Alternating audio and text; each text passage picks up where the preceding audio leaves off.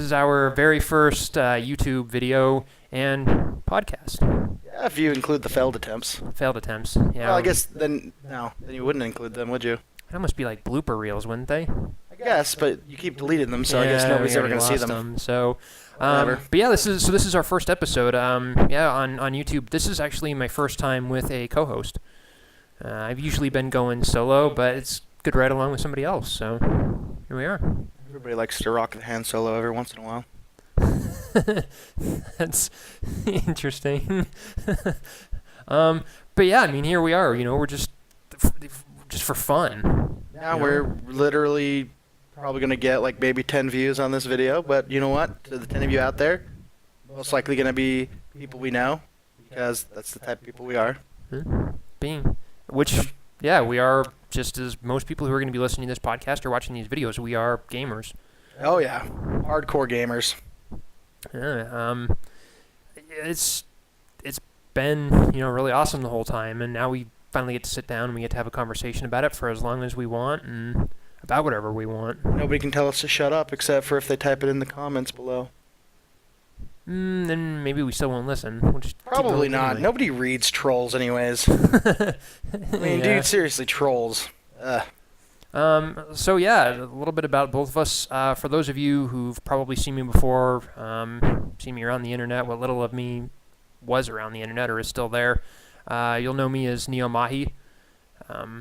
I guess I should start this out by thanking a lot of my gaming brothers over in Europe. I mean, I think I've gotten the most support from them so far, so it's been pretty awesome. So appreciate it, guys. It's always nice to have support from people you can't understand. People I can't understand, huh? Well, all around the world, predominantly there. So I think before we get this started, I think we kind of owe it to some of the guys that we usually watch on YouTube. Oh yeah, like Heavy Metal Jesus and AlphaOmegaSin, Happy Console Gamer, Johnny Millennium, love it all, and especially James Rolfe. James Rolfe, the angry video game nerd. Yeah. So really, without you guys, we wouldn't be doing this.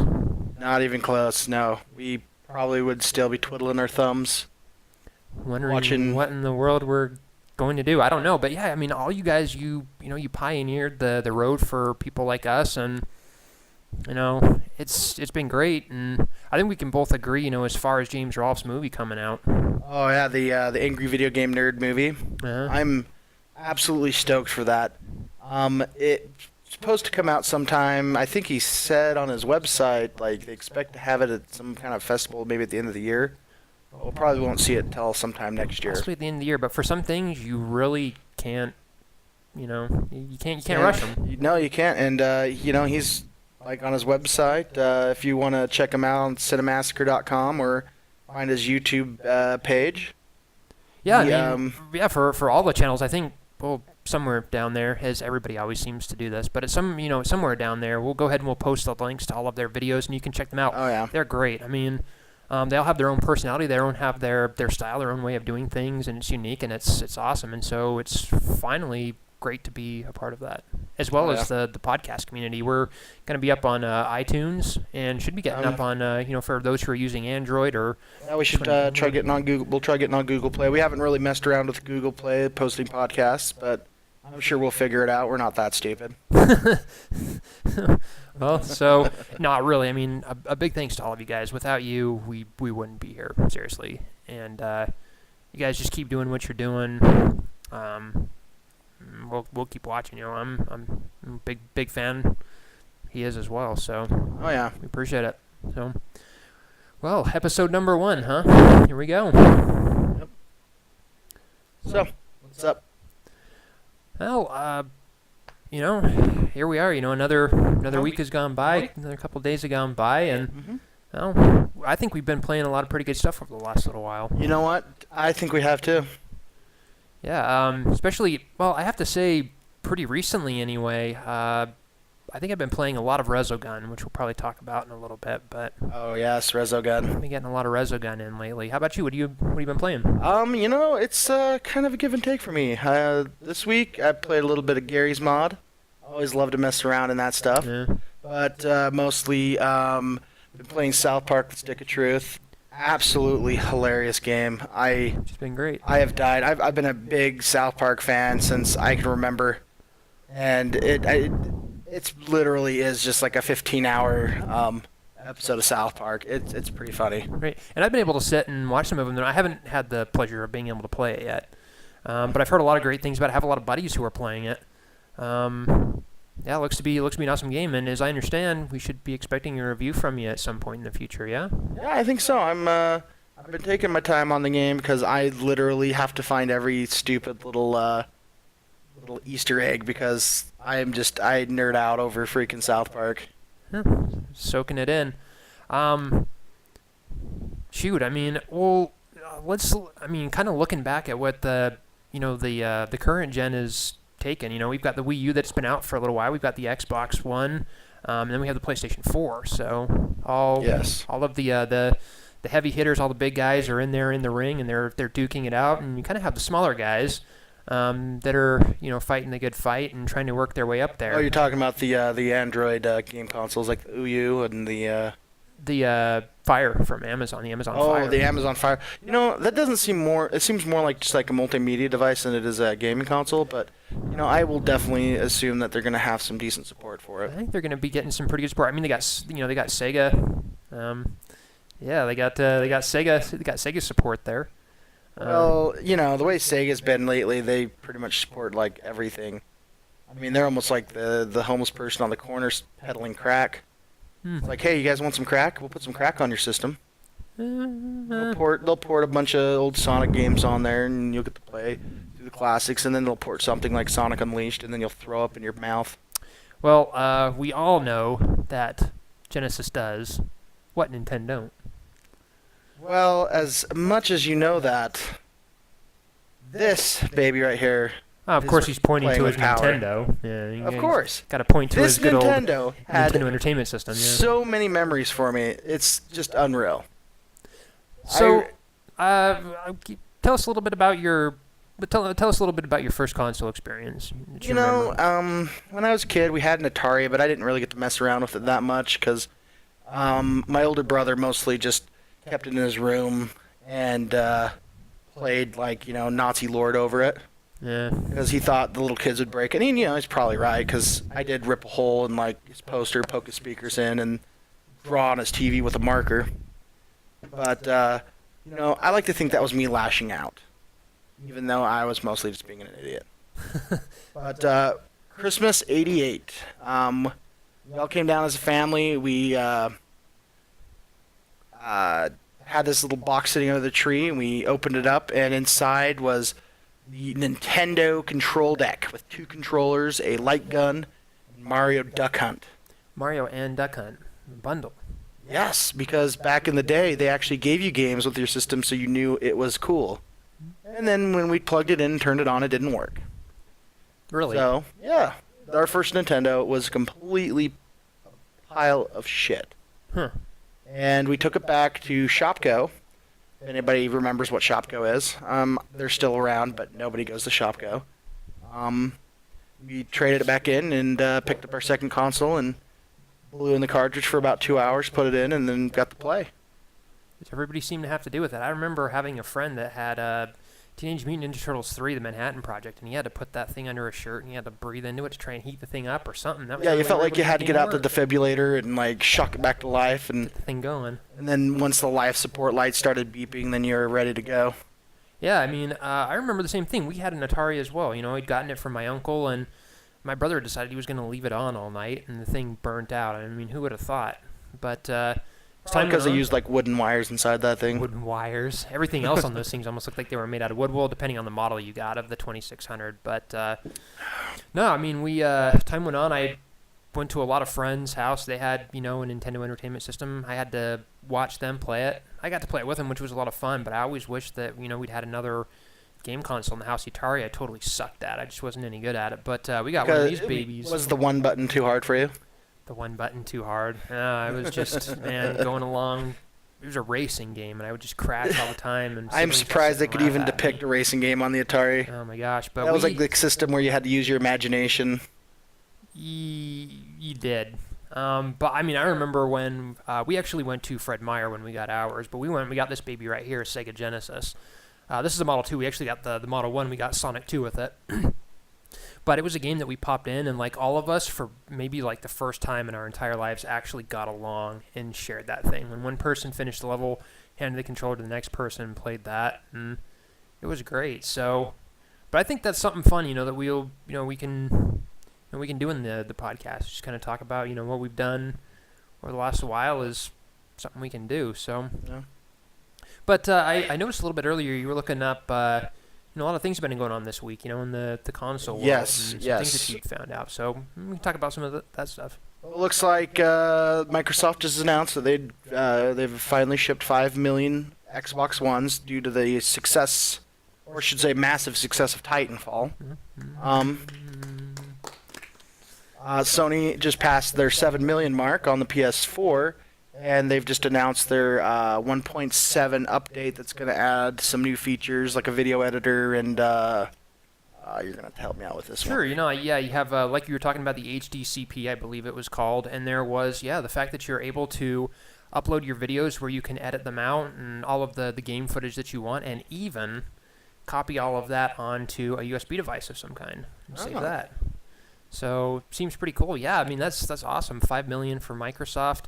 Been a pretty slow start for them, but they're climbing up there. If you really look at it in the scheme of things, 5 versus 7, it really isn't that big of a difference. And, they've both been really successful, but I would definitely have to say Microsoft's biggest way down is probably the Kinect camera. The Kinect camera, and I think a lot of people would agree with you, probably including Microsoft themselves, or at least some people working in Microsoft. In fact, I was reading a little while ago that... oh shoot, my mind just went blank. Oh, come on, man, wake up. Peter Molyneux himself actually was starting to think that Kinect was becoming gimmicky, and as far as I knew, it seemed like he was the biggest ally of Kinect through it all. Our he thought it was starting to become gimmicky? So he didn't think it was gimmicky when it came out 4 years ago. I believe he said he was just really starting to get frustrated with how things were looking with it, and so even he is starting to back down and say, I'm just not interested in it anymore. Well, that's understandable because, like, you look at the Kinect, and while it was really cool when it first came out, I mean, who really uses the Kinect? I mean, you hook it up to your Xbox. About the most I really see people using it for is navigating the menus and then going into Netflix, something that you can do with a controller just as easy. Or your voice. Or voice command. Which, as much as it's cool that Kinect can do that, the PS4 can do that as well. And the nice thing about the PS4 is, even though it's not as advanced as a camera as the Kinect, you can not have to buy it when you buy the console.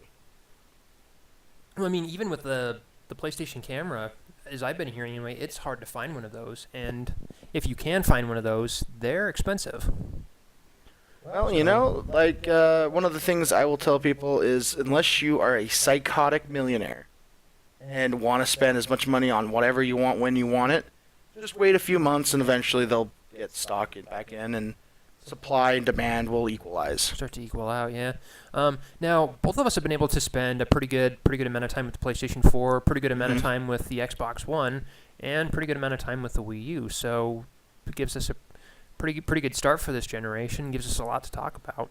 Oh yeah, it definitely does. So, of course, with the Xbox One, we were able to try that one out, and we were able to try Forza 5. Oh yeah, Forza 5 was really impressive, especially with the basically what it is it had the feedback triggers. I don't know if most games utilize it as much, but instead of just getting the whole controller rumbling, you'll get that feedback in the triggers themselves. Now, it's not quite as impressive as I thought it was going to be, but it definitely it's kind of reminded me of the good old days with the N64 Rumble Pack. Like, if anybody remembers that thing, like, it felt like they had some kind of nuclear battery powering that thing. Because when you would fire that gun in GoldenEye, you would literally just feel like your whole hand was about to break off. Something you'd never felt before, something that had never really been done. Oh, yeah. When the Rumble Pack first came out for the N64, it was beyond impressive. Like, I mean, you could almost say it was a little gimmicky just because the only way you would get it with the game is when you bought it with Star Fox, and it was $20 to buy new when it first came out. And a couple years down the road, Sony kind of copied it and put it inside the DualShock controller, which the DualShock controller is a great controller, but unfortunately, like, when you introduce peripherals like that with joysticks 3 years into the lifespan of a console, it it makes it hard for people to want to jump out and support it. So like you didn't really get to feel the full effect of the DualShock capabilities until the PS4 or PS2. I'm sorry. Yeah, and I mean, especially I remember as we were playing Forza, you take that turn and you really feel like there's some friction on those triggers. Oh yeah, they would start to jerk back on you. And the question is we've talked about this before a little bit, but is it do we really see it as something gimmicky, or does it have some potential to it? It can have some potential down the road, like in certain types of games. Right now, I can't really think of anything other than shooters and racing games that will take advantage of it. But as games come along and they start utilizing the analog triggers a little more, I can see some potential down the road. New ways to do it, and like you were saying with that, or speaking of that, moving on a little bit to the DualShock 4, which we've been able to spend some time with as well. Sucker Punch, the developers of infamous Second Son, have been, talking that they want to try and find more ways to utilize that controller, to try and find more ways to utilize the PlayStation 4 with, all the capabilities it has. Clearly, we're still in the beginning of the console cycle, and everybody's still learning and tinkering with things. Well, like with the PS4, we'll see if the touchpad is like the next evolution in a controller, or if it's more like the 6 asses, where nobody really just uses it, and it's more gimmicky than it really is useful. Sure, and I think you've been checking this a little bit more than I have, but we'll talk a little bit about the Steam controller for a second. At first, it did have a trackpad. Did it, or did it not? It had a touchscreen in the center, but they removed it because most likely due to cost. Oh, okay. So I was actually kind of thinking, if Sony was doing that, with the trackpad with the DualShock 4, that Valve might help that along with the Steam controller as well. But yeah, it would have helped out along, but the problem was they wanted to do a full touchscreen and in the middle. I mean, it would have been small, but it added a lot to the cost of the controller, and I'm assuming that's why they dumped it and went with just the 4 buttons in the center instead. Likely.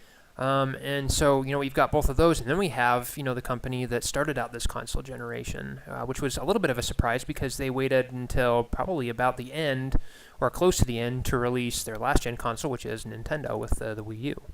Yes, the Wii U right now is just absolute disappointment sales-wise.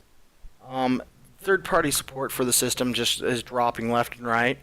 But as a Nintendo guy myself, leave it to Nintendo to come up with some really good first-party, and from stuff like retro and stuff, you'll find some amazing first and second-party games. And I saw you shaking your head in disgust there. But last time I checked, Sega's dead. Console-wise, yeah. I know there's... Okay, you know what? How about this? They're dead inside. Ooh. That's a better analogy. Now, I know a lot of my friends out there, fellow gamers, are really interested in the Dreamcast 2. They're still hoping that Dreamcast 2 is going to come along, and there have been a lot of crazy rumors out there. I'd heard from one person, they claimed that Apple was going to get in with Sega and try and develop something, but that's just a fool's dream. That's like, it's like hoping that the next gen consoles were going to have 14,000 core processors and do 4K gaming right off the bat and do 4K gaming at all. I mean, you're probably never going to see a 4K game on the PS4 or the Xbox One, especially the Xbox One, due to its limitations. That's a claim you're going to have to defend a little later down the road. Yeah, am I? You just might end up having and true 4K, mister. True 4K. No, we're going to do 2500 by 1600. That does not count as 4K. Yeah. But, I mean, as well with Nintendo, we've been able to have some hands-on time with it. We've been able to play some Mario 3D. Some of you might groan a little bit out there. I was able to play Sonic the Lost World, play a little bit of that.